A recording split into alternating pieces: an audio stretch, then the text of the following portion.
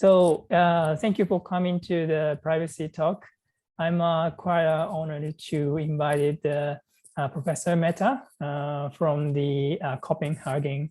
I'm very inspired from her work, so that's fine. I'm happy to have a call with her today. So yeah, Mette, thank you for coming this moment. Thank you for your invitation. It's great to be here. Thank you. So let me start the introduction for her profile. She's a professor of church history at the University of Copenhagen, specializing in monks and other forms of religiously motivated withdrawal from the world.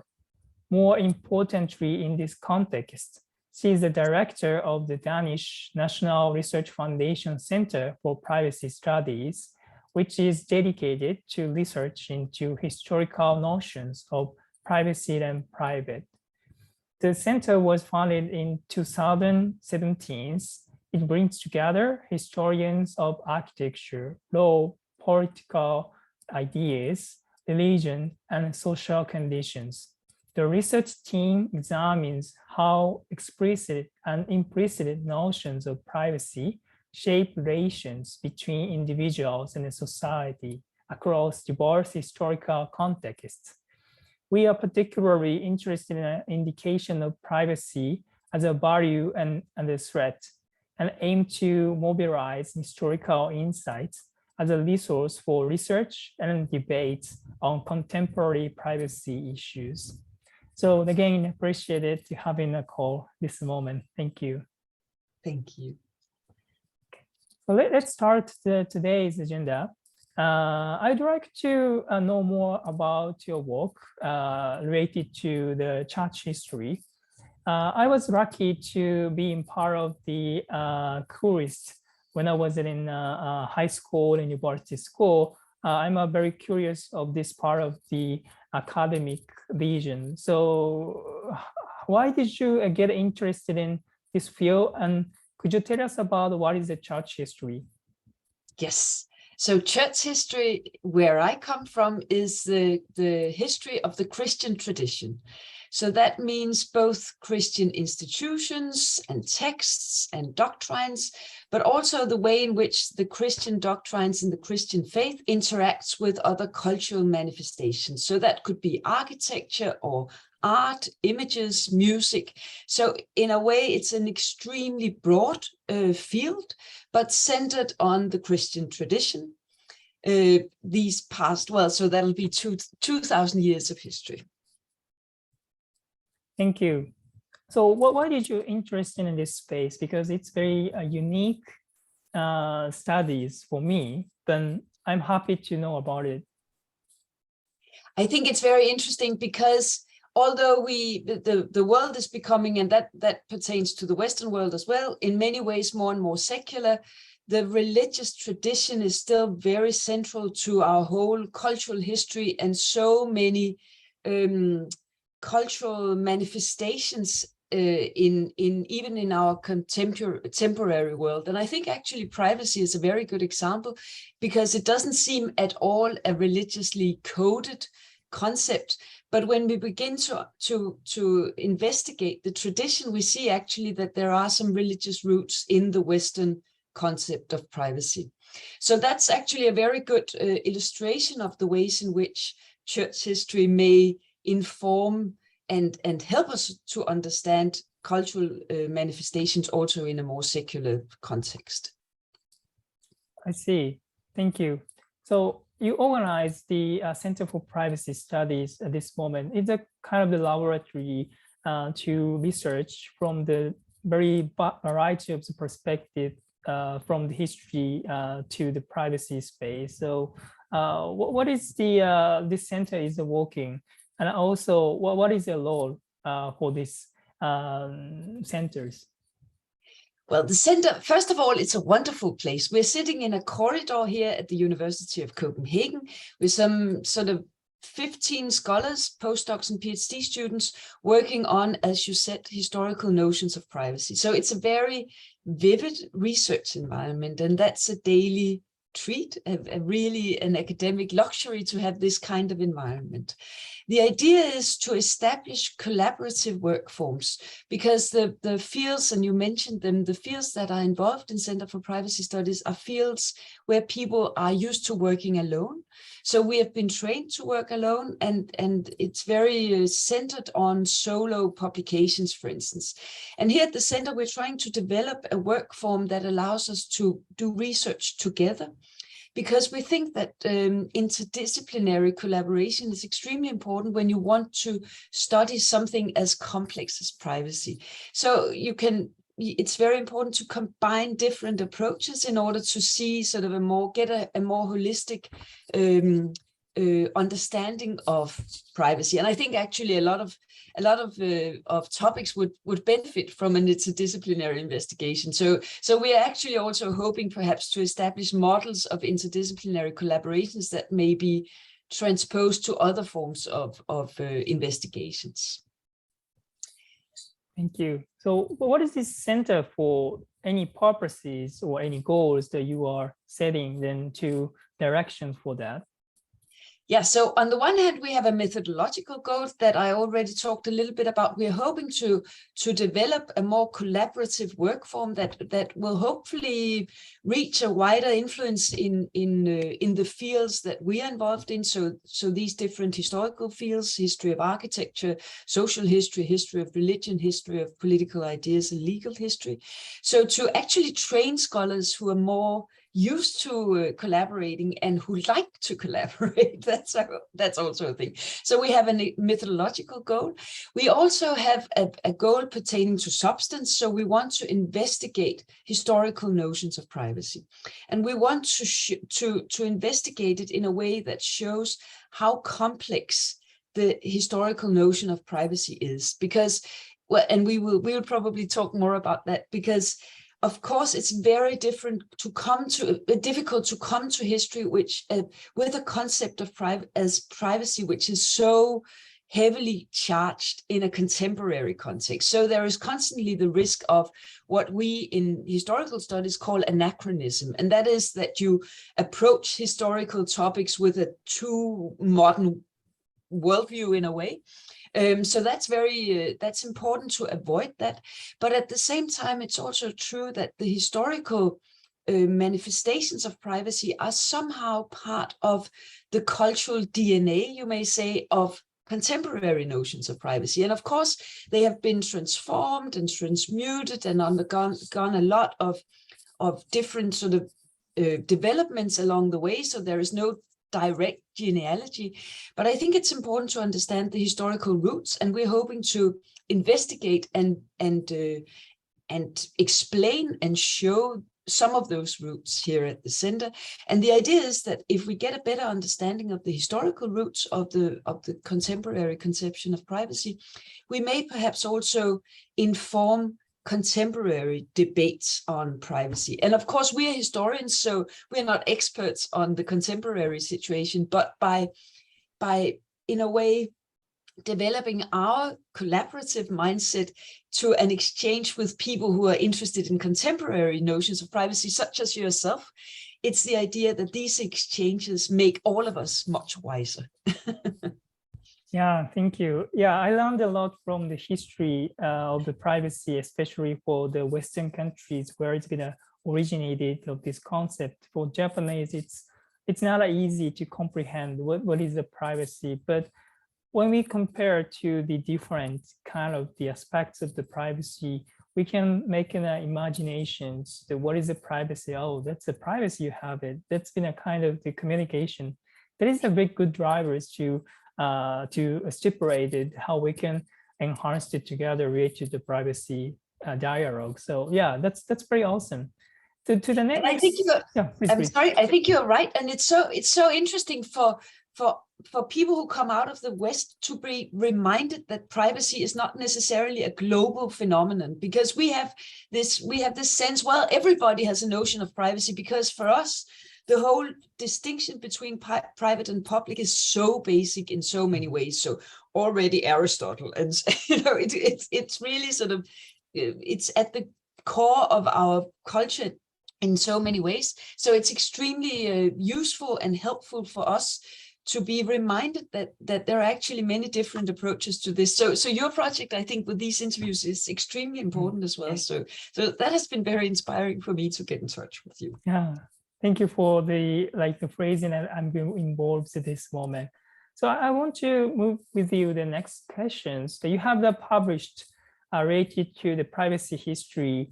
There you are providing the some historical informations, also some of the difference, some of the importance of the learning from the history. So could you tell us any transitions related to the privacy history to become more modernized in this space?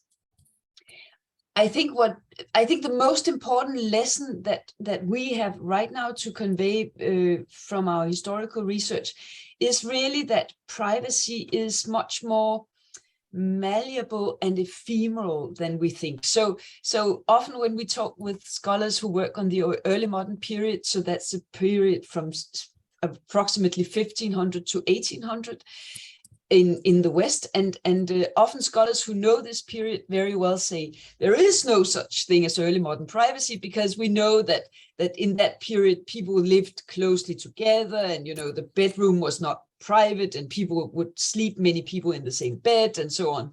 But what we see in our research is that there are still little pockets of privacy created. So people might not have privacy in their bedroom, but then they would move out of their house to get privacy, or they would somehow seclude themselves either with real walls, physical material walls, or by other forms of boundary drawing.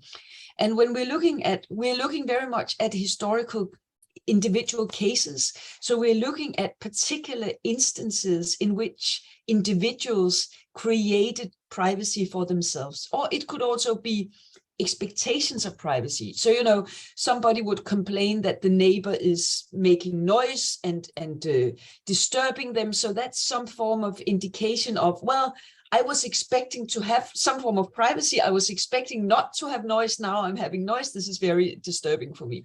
So we're developing that kind of, or unearthing, you may say, revealing that kind of cases. I think so. These are just individual cases, but they're extremely important because they help to remind us to put the human beings back into the whole issue of privacy. So where are the human beings who are expecting privacy? Where are the human beings that are administering the technologies, also in a historical sense, technologies which are not technologies in our sense, but other forms of technologies, the technologies that can disturb privacy or maintain privacy. So I think history is really a good way of reminding us that there are human beings in all of these different constellations. And I think perhaps sometimes for contemporary privacy issues, it's important to be reminded to think about where are the human beings, both the human beings who are administering the technologies and who are the subjects of the technologies, and the inventors of technology. So I think history may actually have a mission there. Thank you. So I'm personally very curious. I think in Europe and the US, there's a different concept of the privacy, right? We are not in a continent, but I think in Europe it's been developed in original styles, and US is more kind of the the kind of properties, or it's a kind of the asset style. So do you think is there any historical difference of the development in the Europe and the US style of the privacy? That's really interesting. That's a very interesting question. And I'm only just beginning to understand this, because the center up until now has been pretty Eurocentric, because we wanted to understand the European basis, but now we are developing our program. So we have research collaborations with scholars who work on Latin America, and we have projects within the center concerned with India. So we are broadening our geographical scope, and that also means that we're beginning to learn what happens with privacy when it moves out of Europe, and when the European notion of privacy is invested into cultural encounters with other contexts. And I think the whole question of the US, and I'm not an expert there, I'm only beginning to learn about this. So what happened when the European settlers come to the US in terms of their already established notions of privacy? How are they transposed into the US context, and what is the historical development from there? So let's talk again in 2 years. I cannot give you an answer right now, but I think it's a very, very important question, because, and again to remind us that privacy is a Western concept, but the question is whether the broad cultural concept of privacy, which is not only about data protection, whether that's actually a European concept, and that's another reason why we really have to understand the roots, I think. Thank you. Yeah, because I visited to the other countries that I felt, it's a different context in each countries, right? But from the Japanese perspective, how Asian context will be allies as well. So we should to know in each other to create a more broad context to come together. So that's why I'm wondering what is any kind of definitions, comparisons that we can see through the history. So because I think that's super interesting, and that's one of the reasons. There are many reasons why I'm so glad to have architects on board in the center, because they remind us of the whole spatial context, which is, of course, very secondary in contemporary discussions of data protection. But on the other hand, all cultures, I suggest, have some sense of, well, you have space where some may be more private or more intimate or more secluded. So I think the whole architectural notion, that's actually one where we may begin to look across cultures in a very interesting way. Thank you. So I would like to move to the next question with you then. You have been published a privacy study journal. There also be listed a very exclusive editorial board with a different context, as we talked at the first, and just a multidisciplinary approach. I'm assuming you were working on that. So why did you start this project? And could you tell us about this journal and the details? So the Privacy Studies Journal is an open access peer-reviewed research journal, and we are working now on the first issue, which will come up this fall. And as you say, it's a journal that mirrors the interdisciplinary ambition of the center, but also the ambition to move into a past-present dialogue.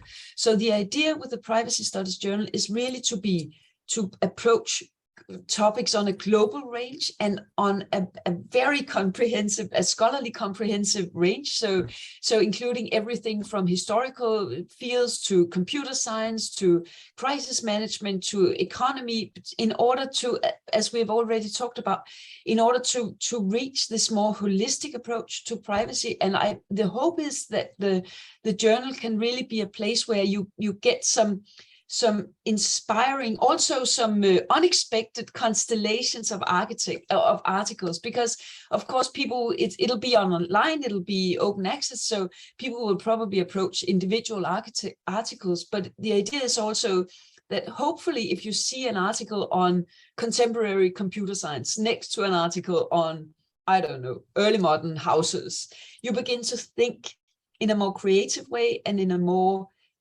comprehensive and in a more complex way about privacy. We're hoping eventually that the journal can actually be sort of a center of a scholarly environment that's really curious and creative about thinking about privacy in a more comprehensive way. So we are at the very early stages, but we will launch the first issue this fall. Thank you. So through this journal, so you have any ideas to achieve any goals or any purposes in the privacy space? Because I think there is very few academic research, especially for the historical research in the background. But we are the time to back to the history, because we're gonna start the collaborative, not just only for the academics, but also the politics or technologies that they are indeed. So you have any goals for that? Well, I think the whole past-present conversation is extremely interesting and fruitful. We just, the center just had a workshop at the Computer Privacy Data Protection Conference in Brussels, where we had a whole day dedicated to past, present presentations where scholars working on, for instance, contemporary border surveillance and border management were in exchange and in discussion with some of the historians from the center who work on early modern migration and how borders were surveyed and controlled and regulated. And I think that conversation between past and present is extremely fruitful. It takes time because we need to understand each other, but I hope that the journal can be a place where we develop those kinds of exchanges, because I think that the past is a good way of asking questions to the present. When you look at, that's one of the ambitions of the center, that when you look at historical notions of privacy, you get a sort of an aerial perspective that allows you to see how different factors interact. For instance, religious factors. So what is the role of belief systems, of value systems in a given historical context? And that's one of the ways in which our research into historical notions of privacy can ask some difficult questions actually to the present and say, what are the beliefs and the values, not necessarily religious, but what are the beliefs and the values that surround our notions of privacy and the whole idea of data protection? What are the beliefs about what it is to be a human being, or what is a democracy, or what is freedom, or all these sort of difficult questions? I think history can actually help us to think about them and ask these questions. I hope the journal can be in place where we do that on a more systematic basis. Yeah, I agree. That's the very aggressive to create a good environments for even the beginner can come, because there is a very different kind of the privacy perspective, and each individual is an embracing of the privacy itself, just been separated the public and private, but then different country has a different context. That could be the migrating and how we can create a new of the creation of the privacy. So that's very interesting idea that you are ongoing at this moment. I think you're absolutely right. And I think the whole ability to listen to each other, so to listen across cultures and listen across disciplines and listen across past and present, I think that's so extremely important. And I hope the journal can be a place where we train each other to listen. Awesome. So the next question about is the future landscape. On your central site, I discovered that it's been written that some of the components of the interdisciplinary collaborations. I think this is a quite an interesting concept to squeeze in out the different contexts in different regions, a different individual history. So could you tell us about the interdisciplinary collaboration research for your center? Yes. Well, I think so. Interdisciplinary collaboration is extremely difficult because, as I said, we're not trained to work together. So, and we are trained in our own scholarly traditions with our own scholarly criteria. You know, what is a good scientific argument? That varies actually from one scholarly field to another.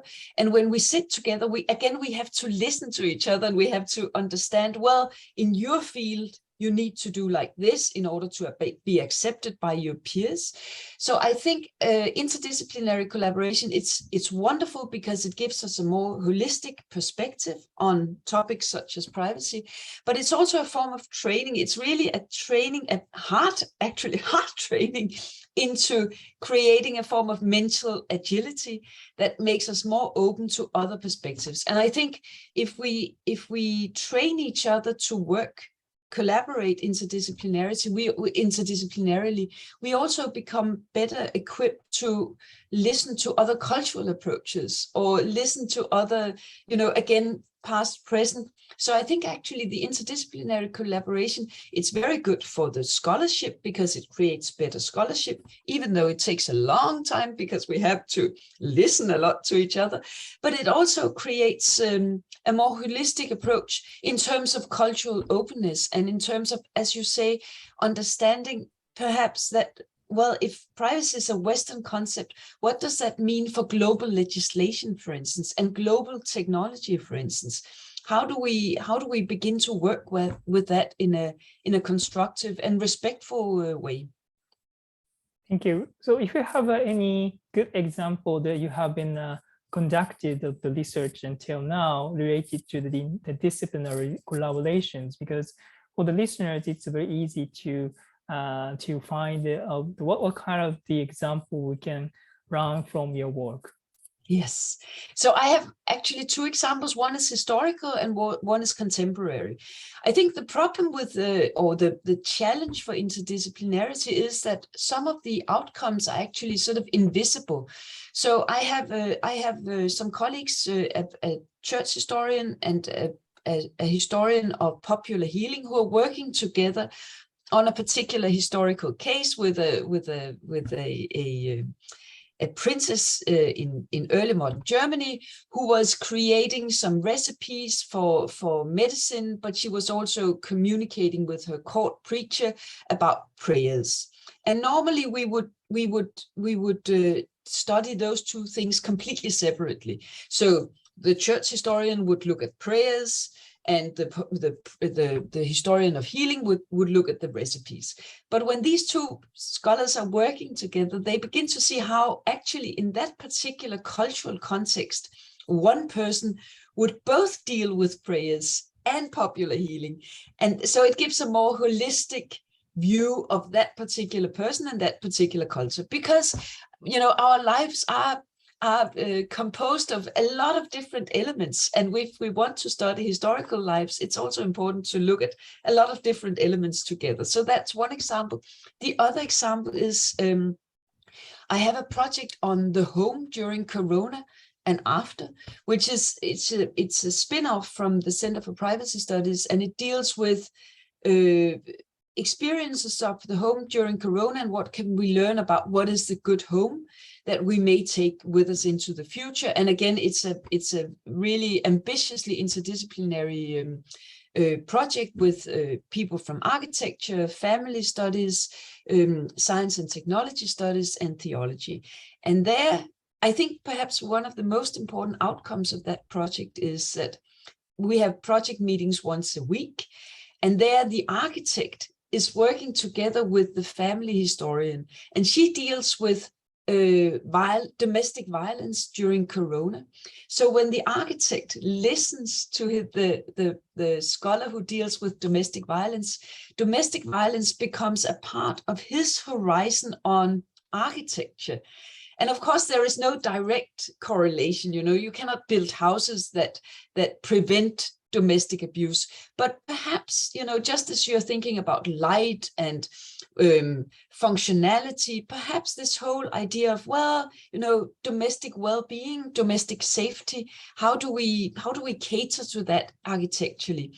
And I think there'll probably not be a publication that explains that, but within his mindset, his sort of scholarly toolbox as an architect, the notion of domestic violence will be one component. And I think that's a very nice example of how interdisciplinarity work, that we inspire each other.